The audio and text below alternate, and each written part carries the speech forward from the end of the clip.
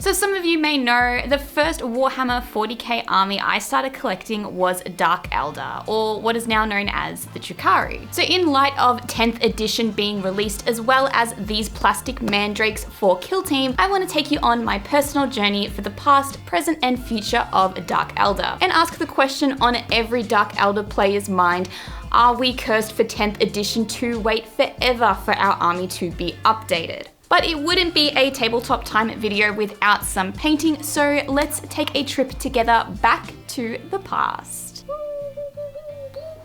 So while painting up this original Dark Eldar guy, I want to have a look back in time on the original Dark Eldar models that came out for Warhammer. Now on the sprue you can see this guy was manufactured in 1998, and this was when the main range of Dark Eldar came out. Now this was before my time, I didn't start collecting the army at this point, but there's some real gems in here. Something that's really cool to note in the Dark Eldar history is that they were one of the launch boxes for 3rd edition Warhammer. It was Dark Eldar versus Space Marines, and that's a pretty cool feat to have for an army. To be one of the launch boxes and what would be considered now maybe not a popular army is kind of cool. And I have to say, these classic sculpts look pretty reminiscent of today's models. I don't think they've strayed too far from their original design brief, and I think these guys are actually really cool. When looking at the rest of the range, there's definitely an overarching theme that's going on here, and it's very much that heavy metal band feel. They look like they've just come from a Kiss concert. Rocking these awesome massive shoulder pads and huge hairdos, these guys are truly a sight to be seen. You could also see the limitation that some sculptors had when it comes to making these models. A lot of the detail is missing here, and they're very closed in with simple poses. The homunculi in particular do look a little bit messy, but I have to forgive them for the time. And yes, even back then they had mandrakes, but these guys looked completely different. They're basically mercenaries with little hand blades, and when you think about what they've turned into now, they've definitely had a massive design change. And I think this is probably for the better. The original models are okay, but I kind of prefer this weird style that they've adapted throughout the time. Something that's included in the older range are these warp beasts. I've never seen these guys before, and I assume they've gotten axed at some point, but these would be kind of cool to see again if they get incorporated in the new codex or for 10th edition. That would be really cool to see. Other than that, all of the rest of the Dark Eldar range is here. Scourges, Hellions, Incubi. This is all where it started. And again, the design hasn't changed too much to what we see today. And a special shout out to a model that I actually wanted back in the day, and that was Vex's ship. I thought it was pretty cool, but obviously the controversy of having these naked slaves on there wasn't really my flavor. I kind of just didn't want them on there. But I thought having a ship for my leader was pretty pimpin', and I kind of wanted one. But obviously it was out of production by the time I started collecting Dark Eldar. So that's pretty much it for the classic range of Dark Eldar, and we would have to wait 10 years before we saw a release for 2010 with their newest range. And this is when I finally got into Warhammer 40k.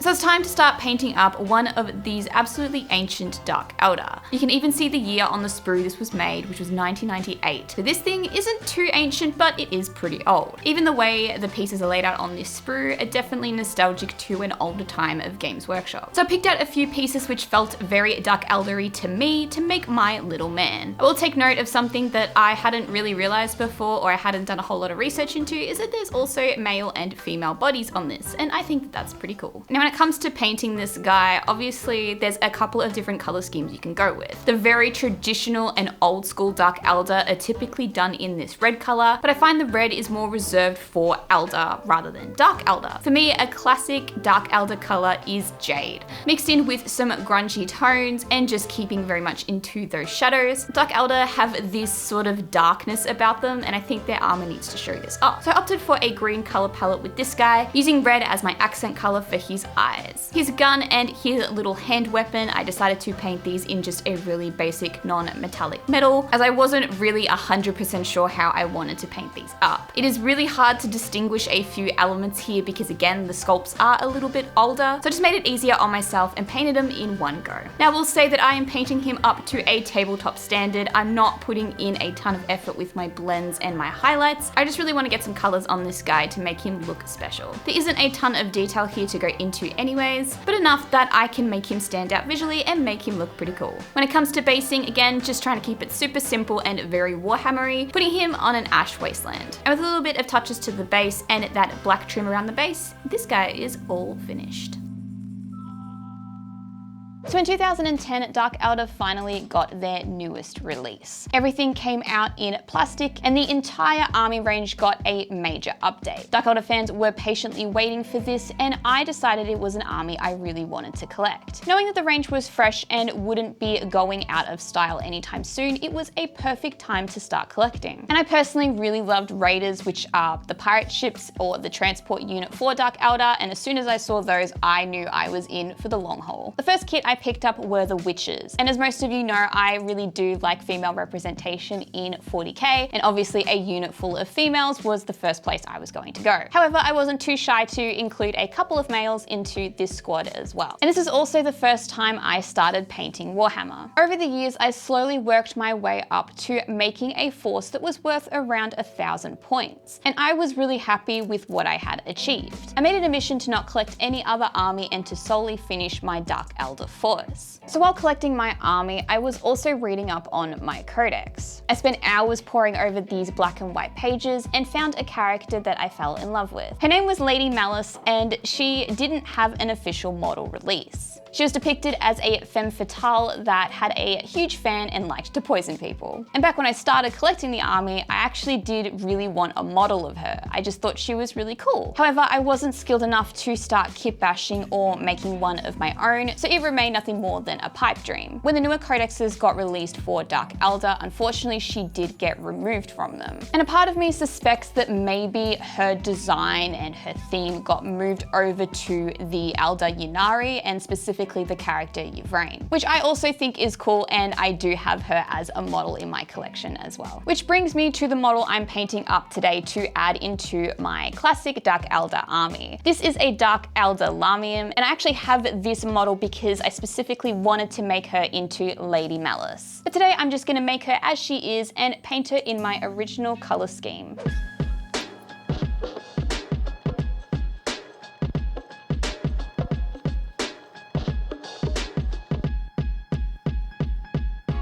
So moving on to my next mini, we have some of the Finecast range in this series. A lot of the character models in Finecast are done in one giant piece, which means it's easy to clip out and you can get started painting right away. This model in particular didn't have any major damage to it, so I was pretty lucky and I could get started straight away. For this model, I wanted to use the colors that I had used in my previous Dark Eldar army. These colors were what I received in my getting started kit, so I was very limited in choices. However, now that I'm more of an experienced painter, I can still use the color palette I had chosen originally, but just added in a few different pops of color here and there. My main color choices for this model were purple, blue, and a bronze metallic. I decided to incorporate some green in here too, with the jade colors on her skirt and a green for her blade.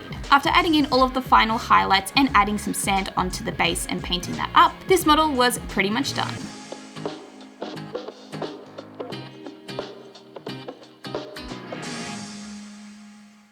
So my model is all done and I'm really happy with this paint job.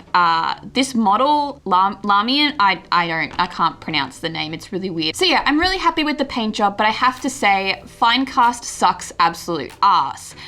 Throughout this entire process, if I had to use my knife or get any piece out, it's been an absolute nightmare. I've lost so much of the clarity in the model to random bits and pieces. It's really hard to tell what I was even painting at most times. The saddest part is this is the reason why I didn't continue my Dark Eldar army. A lot of it got replaced with Finecast models and it made it absolutely impossible to play and paint. One of the first Finecast kits I got was the Harlequins, and these suffered from the same fate, unfortunately, as well. There was no way I could paint these guys up, so I tossed them to the side and decided to give up on my Dark Eldar dreams for now. After a couple of years, the Sisters of Battle finally got a release, and that was the army that made me pick up the hobby again. But I have to say one last time, Finecast can just go in the bin. It is so bad, and I'm so looking forward to seeing these models finally getting plastic releases or even getting new models. And that's where our mandrakes come in. So before I get started on my plastic mandrake model, I want to show you guys what comes in this Kill Team box. Now, it's been a little while since I've opened one of these. I had one of the massive boxes that my sister's novitiates came in, but I haven't ever opened up one of these smaller ones. So I wanted to have a little peek and see what's inside. So this kit comes with everything that you need to start playing Kill Team, including your terrain and boards. Obviously comes with the two factions, your Night Lords and your Mandrakes, which are both really nice sculpts, and it looks like there's a lot of detail here. I can see some people getting really excited for this kit and wanting to pick it up as soon as possible. A nice little thing that's been added to this pack that we have noticed Games Workshop has been incorporating into more of their products is this paper sleeve. In here includes all of your paper product, and it essentially stops it from getting damaged. It's a really nice touch, and I think that we personally really appreciate the fact that all of these can be kept safely in this box. Especially the cards. I feel like when I get any sort of kit with cards in it, they tend to go everywhere. At least in this circumstance, they can stay nicely in their little softbox. Your instruction guide and your Kill Team book is also in here, as well as all of the cards that you need to play. However, I do have one gripe. My kit came with no bases. That's right, for the first time we received a kit and it had absolutely no bases in it, which is fine for us. We can replace those bases. It's not a huge loss, but it is a little bit odd that the one thing my box didn't include was bases to glue everything onto. But now we're gonna move on ahead and start working on my Mandrake.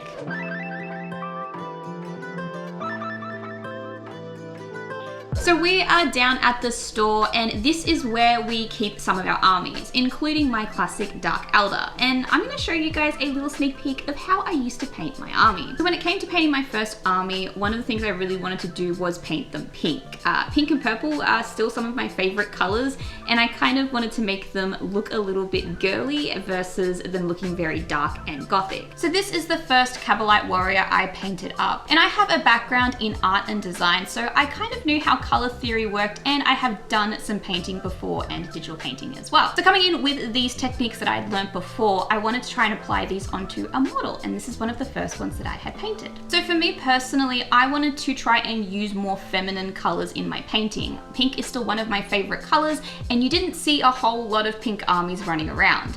So pink and purple were the two colors I picked up first and tried to use them on my Dark Eldar. So something I learned through digital painting is how to render things and how to incorporate this onto a miniature. How to make pieces look like they have volume and shadows and work with gradients. And this is something my friends and Dave had never seen in a miniature before. Working with gradients was something kind of new to us. So I got a lot of praise, and it made me want to keep working on my army. But there is a couple of things that didn't particularly work when it came to painting my first miniatures. So the next kit I painted up was this Raider, which is the transport unit for the Dark Eldar, and I was very excited by this kit. Again, you can see a couple of blends that I have done in the past that I was really happy with, but there are a couple of things on this model that I don't think look so good now. Particularly the metallics. Coming from a traditional art background, when trying to render something in a 2D object that's metallic, you would probably add in white to make it look like the brightest point. So translating this into a model back then made a lot of sense for me, but looking at it now, it looks kind of weird. Because I used a matte white to try and highlight a metallic bronze, and it looks a little bit funny. Now, when I showed Dave this, he thought it was kind of weird, but the theory behind it did make sense. So it was a technique that was there in theory, but I definitely developed this a little bit more as I've gotten better as a painter. Looking at these now, if I were to repaint these today, there's a couple of things I would definitely change. The blends here are a little bit messy, and I can definitely do a better job now. Another thing I would change is the way I used to do my metallics. Instead of using a bronze color and then blending in that silver to try and create a gradient and a better sheen, and not use matte acrylic white on it, definitely. So that was a little look on my classic Dark Eldar army, and now we're gonna go ahead and take all of the lessons I've learned and paint up a new model in my classic style.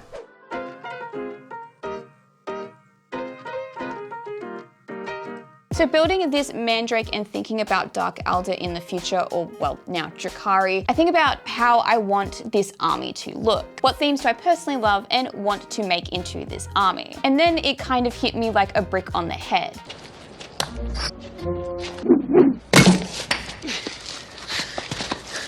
How many fingers am I holding up, Marv?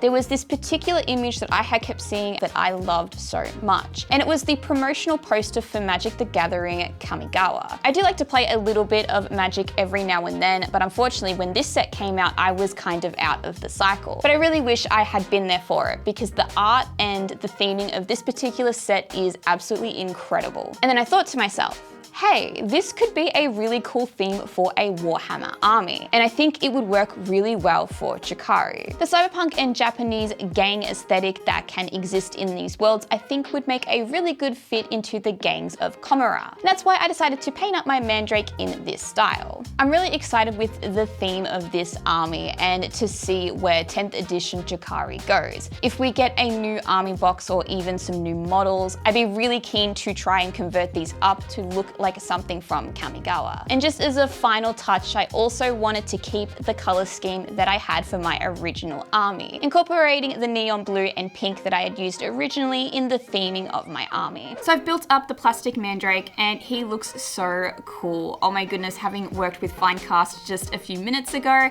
coming to plastic, this is so much better. There's also a massive jump in resolution. There's so much detail in these models. We've come such a long way since old Finecast models. However, there is just one little change I want to make to this particular guy. The Mandrake models remind me a little bit of the Japanese Oni, which are these really cool demon-inspired looking guys. They're usually really muscly and have giant horns coming out of their head, which is something I really want to add to this model. I want to give him giant horns. But as some of you may know, having watched some of our previous videos, I'm not the biggest fan of green stuff or milliput when it comes to very fine details. So I decided to try something else. Squidma had been going on about this Tamiya epoxy putty and being used instead of green stuff. They absolutely love it, so I thought I would grab some and try it for myself and see if it's just as good as they say. And if it's not, I have to have a word with Squidma, so I can blame him if it doesn't work out. So I'm gonna go ahead and try and make some horns with this Tamiya putty, and let's see how it goes.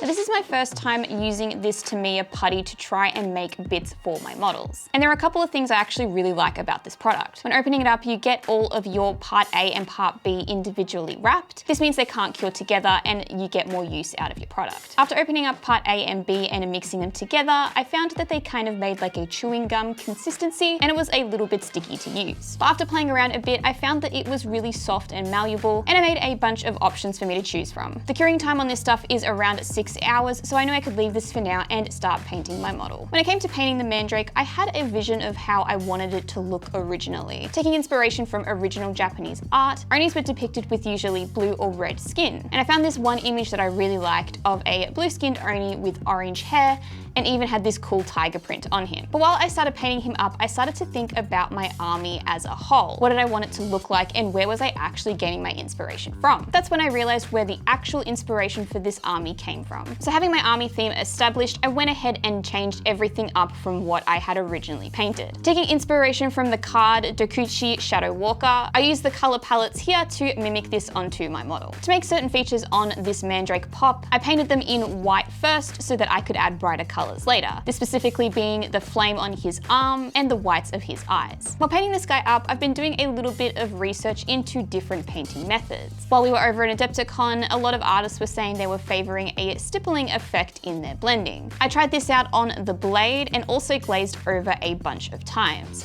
working my way through to really get a nice blend on these colors. And overall, I'm really happy with how the blade turned out specifically. I think it looks pretty good and I could go back and do a little bit more blending, but for now I'm happy with how this looks at tabletop standard. I do find sometimes when I paint, I tend to go for a more moody look rather than a bright one. So I'm really trying to work out my balance between contrast and saturation, as well as adding in brightness where needed. Overall, I'm really happy with how this model came out and I think that he looks pretty cool. The last thing I needed to do was figure out what I wanted to do for a base. When I think of Neo Tokyo in the future, I still think of the neon lights with a pink and blue saturation to them. Also Tokyo in the winter or when it's raining also seems to be a common feature, so this is something I wanted to incorporate into the base. So I got out some lined plastic card and cut this out into a circle, spray painted it black with a tiny bit of texture paste on top, and then dry brushed in those neon colors. I then added on a thin layer of UV resin and cured this on top to look like rain. I think the base for this turned out okay. I would love to experiment a little bit more and maybe even create some bases of my own, thinking of other things that I could add in to make it look a bit more like a city. Once the resin was cured, I popped my mandrake on top and he was all good to go. And now it's time for the final reveals.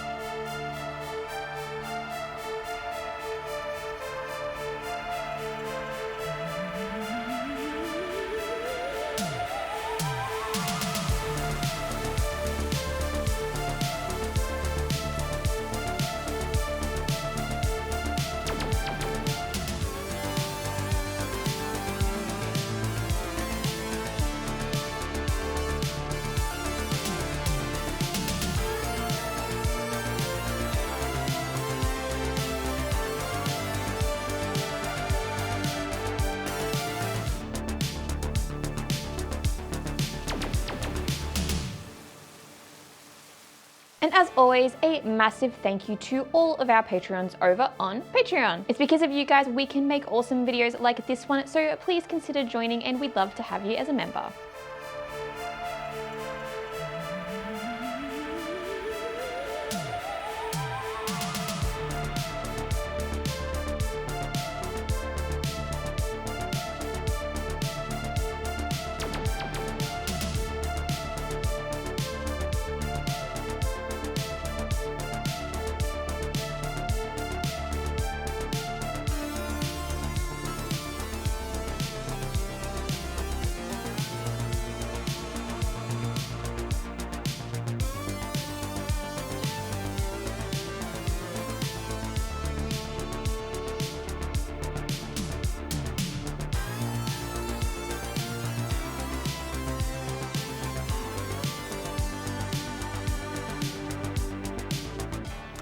So that's pretty much it for today's video. If you liked what you saw, don't forget to like and subscribe. And I'm really excited to get started with my Dark Eldar army, so if you'd like to see more, leave a comment down below. Otherwise, we'll see you in the next one.